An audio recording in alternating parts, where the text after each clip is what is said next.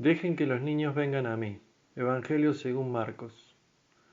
Antoine de Saint-Exupéry, autor de la famosa obra El Principito, afirmaba que todas las personas mayores han sido primero niños, pero pocas lo recuerdan. Un relato del Evangelio en Marcos, capítulo 10, cuenta que un día la gente llevaba unos niños ante Jesús para que él los tocara, pero los discípulos reprendían a los que los presentaban. Ante esto el texto muestra a Jesús indignado y les reprocha a sus discípulos: dejen que los niños vengan a mí y no se lo impidan. Yo les aseguro que el que no reciba el reino de Dios como niño no entrará en él. ¿Confirmarán estos discípulos la frase de Antoine? ¿Se habrán olvidado de su niño interior? ¿Hemos olvidado al niño que habita en nosotros? Y si es así, ¿cómo entrar al reino de Dios? Como propuesta vamos a repasar dos temas: la interpretación que los textos bíblicos transmiten de los niños y el simbolismo bíblico en su relación con las utopías.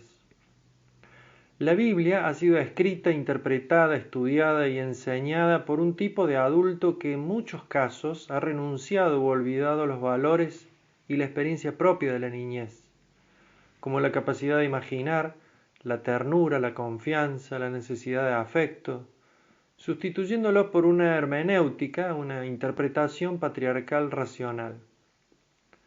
Del mismo modo nos hemos acercado a las utopías guiados por esta lógica racional, y esto dificulta rescatar el simbolismo que contiene la Biblia. Los símbolos y los mitos presentes en los textos bíblicos permiten que podamos reconstruir la manera en cómo esas comunidades rehicieron o renovaron sus utopías. Como ejemplo basta imaginar esta escena poniéndolos en el papel de los niños. ¿Qué habrán sentido? ¿Qué habrán pensado? Y entonces la imaginación nos permite escuchar la voz ausente de los niños. Esto ya es suficiente para que Jesús se indigne, pero para comprender mejor a esto debemos sumar el contexto literario más amplio. Este relato se ubica en la parte del Evangelio según Marcos que podríamos llamar crisis y cambio, del capítulo 8 al 10. Anterior a esto, después de la multiplicación de los panes, Marcos 8:21, Jesús les recrimina: ¿cómo? ¿Aún no entienden? Luego, posterior a los relatos donde Jesús anuncia su muerte, vuelve a recriminar a sus discípulos, y especialmente a Pedro. Le dice: quítate de mi vista, Satanás. Y concluye con la frase: ellos no entendían esta palabra y tenían miedo de preguntarle. Esta dureza del corazón, como dirá el Evangelio, determina la manera como los discípulos comprenden, sienten y reaccionan frente a la propuesta de Jesús. Es la manera en que la sociedad de su época define las relaciones: sentarse a la derecha o a la izquierda, ser el mayor, las riquezas, la pureza, etc. Y como para rematar al final de nuestro relato, Jesús les impone las manos como señal de bendición a los niños. Este gesto de Jesús cuestiona, subvierte, relativiza los valores y prácticas que la sociedad de su época tenía por absolutos y fuertes. Recordamos que la sociedad greco-romana era adultocéntrica, jerárquica, patriarcal y esclavista. También el judaísmo valoraba a menudo negativamente a los niños, especialmente los veía incapacitados para el juicio. Una vieja exhortación rabínica decía que dormir por la mañana, vino al mediodía, la charla con niños y pasar el tiempo en la casa de los ignorantes embrutece a los hombres.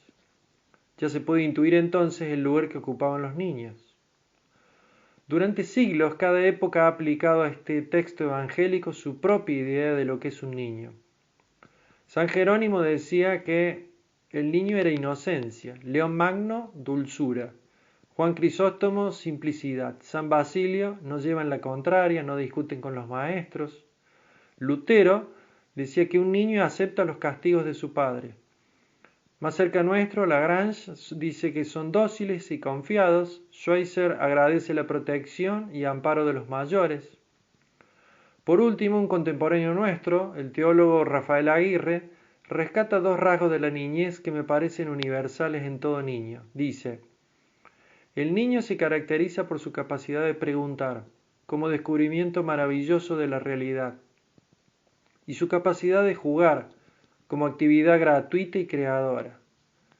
Visto así, volverse niño no es una regresión negativa, sino recuperar la capacidad de redescubrir la realidad, nunca está terminada, y crear de forma desinteresada y gratuita.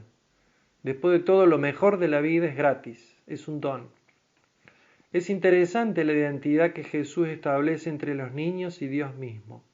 Recibir a un niño es recibir el reino y a Dios mismo. Simplemente esa es nuestra utopía.